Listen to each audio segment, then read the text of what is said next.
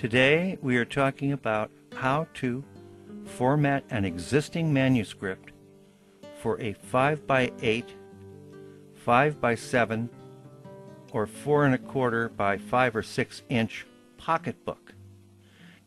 All three of those sizes will basically work. You will have to make some font size adjustments, and you may have to tinker with your margins a little bit. We're going to at least get you in the ballpark to begin with. You look at it in the virtual proof section from Kindle or Ingram and see what it looks like there, and you get a printed proof and you see how that looks. You may need to make a couple of printed proofs. This is typical when you're doing book formatting.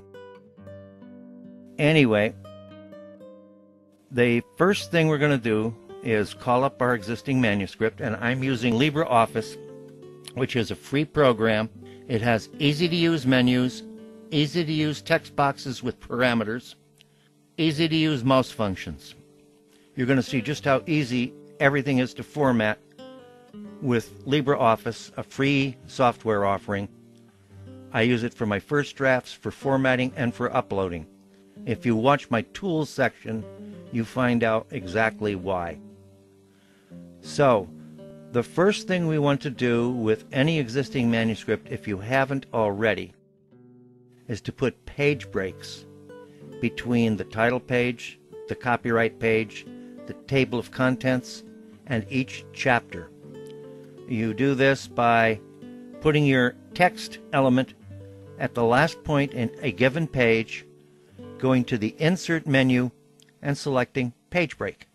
And now you're at a new page, and this is where the table of contents would be, or the index would be, or the copyright page would be. And you do that for all your upfront pages, title, copyright, table of contents, acknowledgments, and then for each chapter. And after you do this, we go Control A,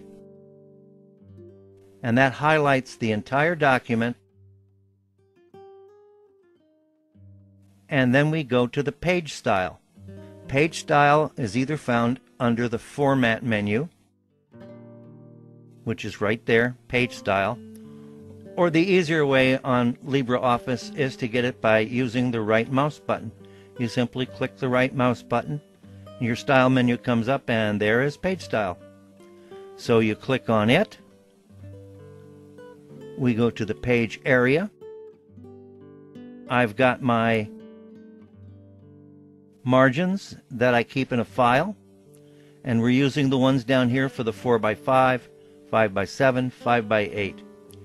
Ingram Spark does a lot more sizes than Kindle Direct does. Kindle Direct only offers you 5x8, but Ingram offers you 5x7, 4 1/4 by 5, I think 4 1/4 by 6.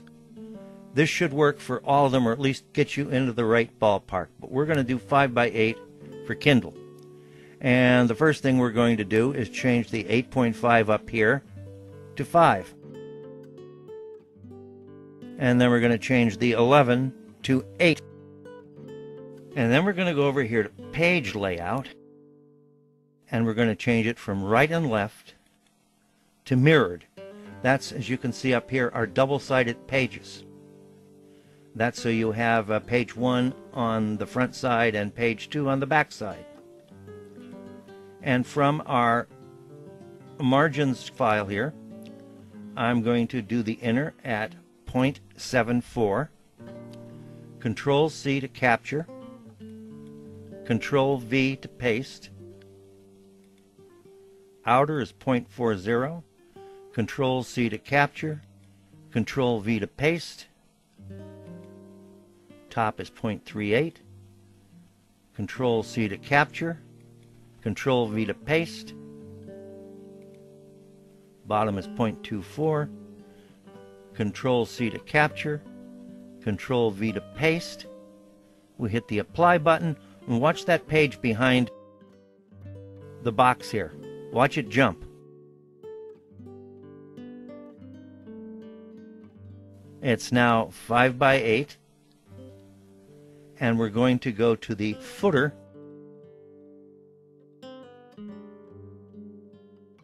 And we're going to turn the footer on. And the spacing is perfect as is. The spacing is 0.20, and that's exactly what the footer spacing is that I have for the 5x8 book. But we are going to change the height to 0.04. And that's where our page number is going to be. Apply and OK. To get our page numbers, we put our cursor into the footer. Then you go up here to the Insert menu, and you find Page Number. And you hit Page Number, and it inserts a page number into the footer. And Control E centers it. Our book is now 5x8. I'm going to shrink it a bit here so we see the full page. We have page numbers everywhere. I'm going to shrink and center these pictures.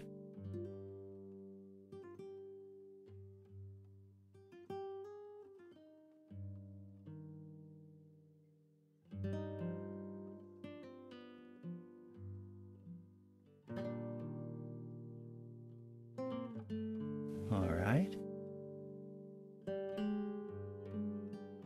And the next thing we're going to do, Control A,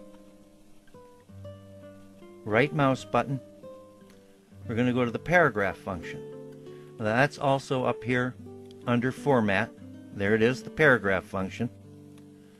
We're going to do the right mouse button, which is the easiest way, Paragraph, and we're going to set our paragraph for indentations. You never use tab, you never use spaces. You use the paragraph setting, and you make your first line at least 0.20 or greater. No spaces between lines, single space, or at least 0.08. Now, if you don't do indents, you do have to leave spaces between the paragraphs.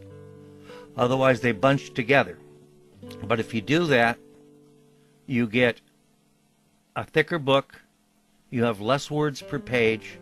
That makes for more pages. That makes for a more expensive printing job. That makes for a more expensive retail on your book.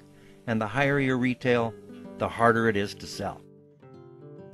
As long as we got the book highlighted here, we're going to change our fonts to Times Roman, and I'm going to make this 11 points. 12 points is usually too big for a 5x7 book, unless you want a big typeset. We'll do 11 points. We'll get more words in the book and fewer pages. So our page count goes down, our book becomes thinner, and that's why we were making a 5x8 or a 5x7 anyway, to make it a pocket book, to make it a smaller, thinner book. And as you can see, it's still fairly readable. You may even have to go to 10-point type. You certainly would have to go to 10-point type with a 4.2 by 5 or a 4.2 by 6 mass market size. So now we've got our point size set, we've got our paragraph set, we've got our margins at least in a starting position. We're going to go here to the title, and we're going to make it bigger and bolder. And we're going to increase the size of the author's name.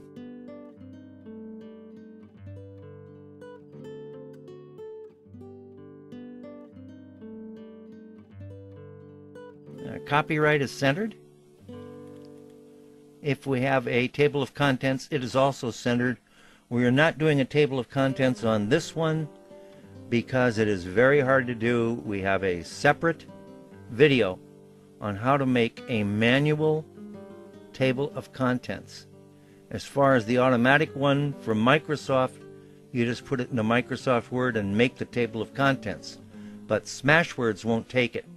So if you're going through Smashwords, you can't use the automatic table of contents maker. You have to manually make your table of contents, and that's somewhat complex. Too complex for today. So, what we're going to do now is make our chapter titles bigger again because we made them 11 points. We're going to go over here to Styles, Heading 1. That increases the size. Then we go Control E. We center it. This is perfect. About 2 lines of spaces underneath the chapter title and right at the top. We go to our next title, Heading 1. As to why I'm doing this, this is for the automatic table of contents maker in Microsoft. We're doing this so we can use it. It won't bother Smashwords any.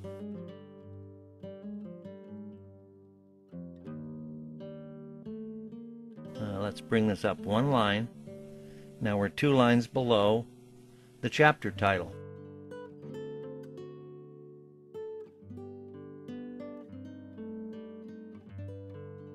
Basically, we have an ebook formatted. You have just formatted an ebook. And let's save it that way. We're going to save it as an ebook. And there it is. It's saved as an ebook.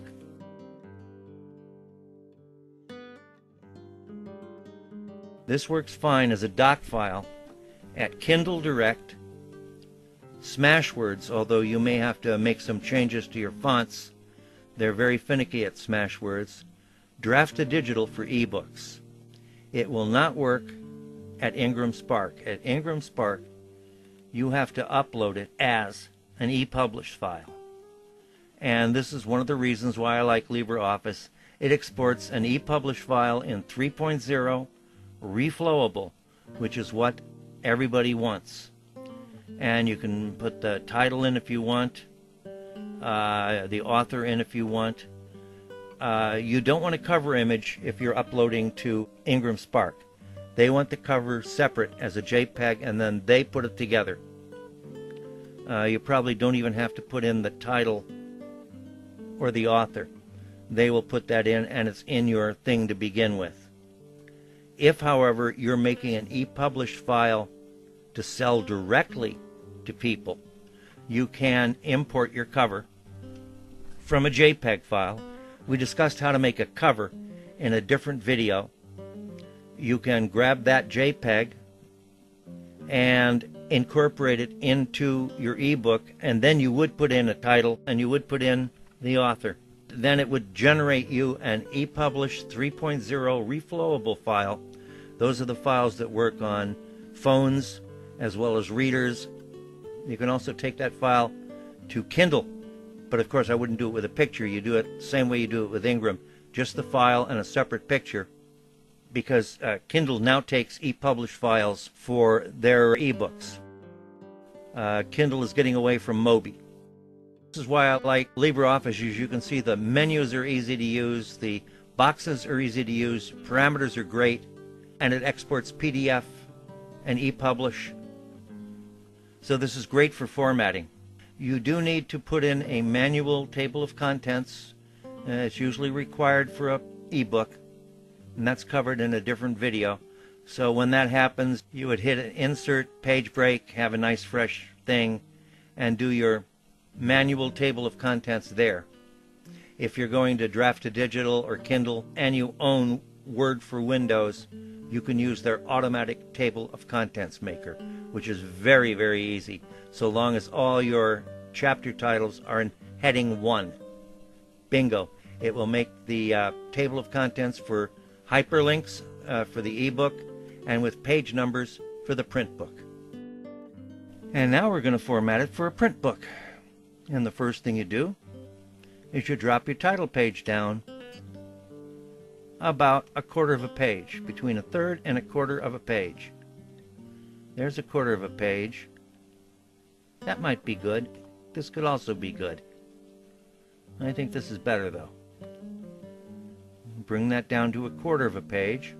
We're also going to do fancy fonts. So I'm going to highlight this and I'm going to go to the Fonts menu, and we're going to start looking at fonts and seeing what we like. As you can see, you have a choice of hundreds of fonts.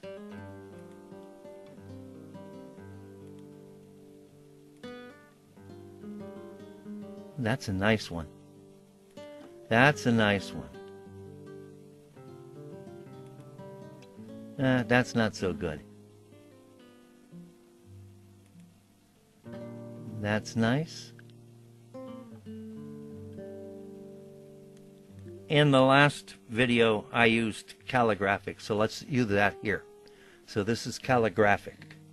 That's a nice look. There is no guarantee your final book is going to end up looking this way. My last book, they changed the fonts from what I had to what they felt was a good fancy font. And I'm not sure why. This doesn't happen with every printer, and this doesn't happen with every PDF file. But mine changed in the last book, and previously I had no problems. So I'm not sure why that's happening. For the copyright notice, you want to drop this down and use Control L, Control and the letter L, to make it go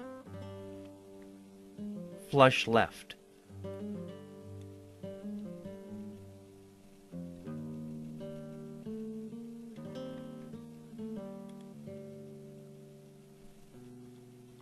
And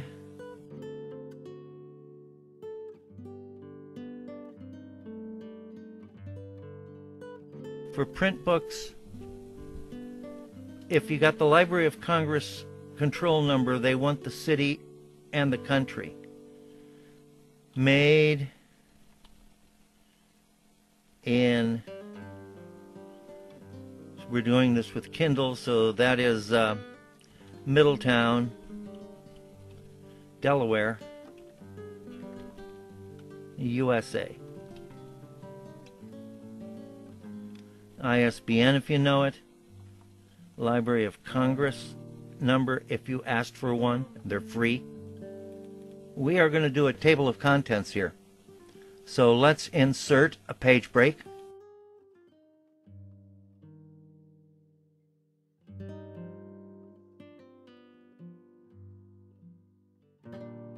Chapter 1. I know that already. And either a bunch of dots or a bunch of dashes going all the way across. And then we're going to go to chapter 1, and it's on page 4. And we're going to make it calligraphic.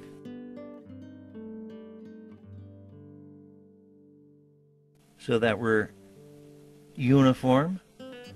And I'm going to increase its size to 24, 28. Let's make it 28. And then we're going to drop it down a quarter.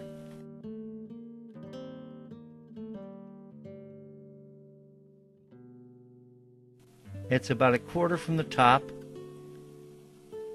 and the text starts about a third of the way down. We can increase the lines on this. Not too much. There we go. That looks nice. And we're on page 4. So we go back to our table of contents, and we type in page 4. And then we go down to the next chapter, which is enlisting, and it's on page 27.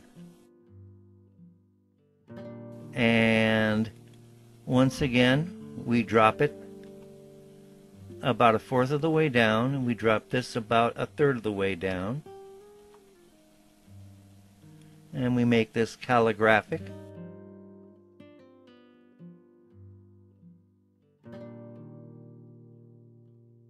To make it uniform. That's what you want to do, make it uniform. You're the publisher, so you have to do everything.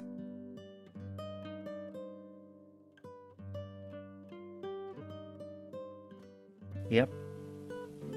And we're on page 27. We did it 28-point type. Is that right? Yep, 28-point type. And the next one is enlisting. You have to do this manually if you don't own Microsoft Word. If you own Microsoft Word, and it was on what, 27? If you own Microsoft Word, it has an automatic table of contents maker. And then we go to our third chapter. And this, as you can see, can become a drag if you have 50 chapters.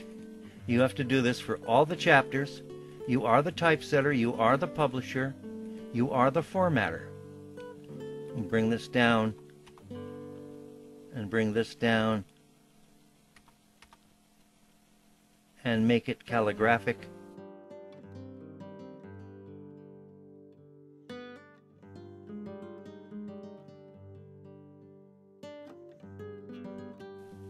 And make it 28 points, right? We make it 28 points. And we're on page 41. And this is Air Force Life.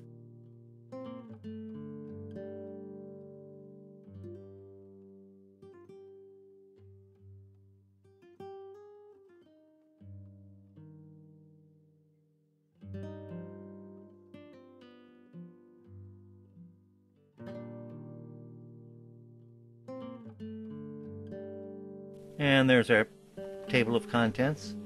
If you've got 50 chapters, you've got a long way to go. We're going to make that bold. And we're going to make that, well, let's make it calligraphic just for the fun of it.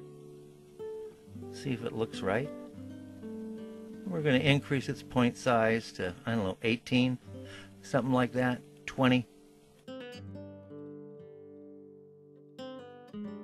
Now it looks pretty. Now you have a print book. You have a print book formatted with fancy font titles that may or may not work depending on your PDF file, your printer. There is no rhyme or reason as to why. Possibly it's a worry about copyright or trademarks on the true type fonts. I'm not sure what it is. It could be that this does have to go through a PDF program for print books. eBooks go through HTML, which is why you don't get fancy fonts, because HTML doesn't support more than 3 or 4 fonts. And your text is going to get changed automatically to system font, which is basically Times Roman. With the print books, it goes to PDF, and the PDF may not support the TrueType font. So it will change the TrueType font that you have selected to one that it selects. So let's save this as print.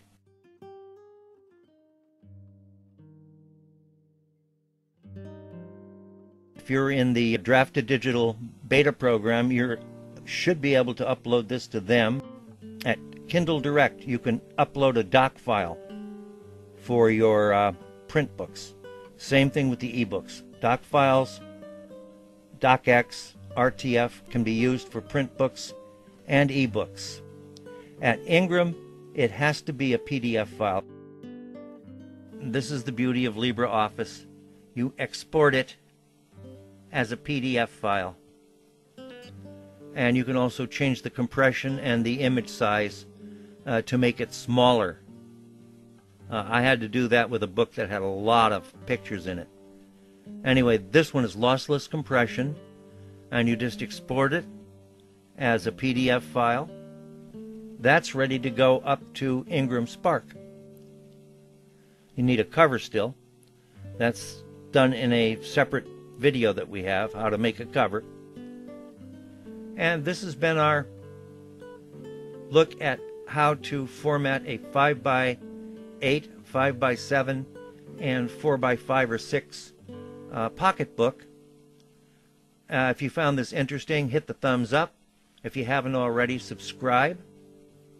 You can get a transcript of this video with the parameters, download it by using the link below. Just look down below and you will see the link, and you click on that and it will take you to the website page and download the text file into your browser.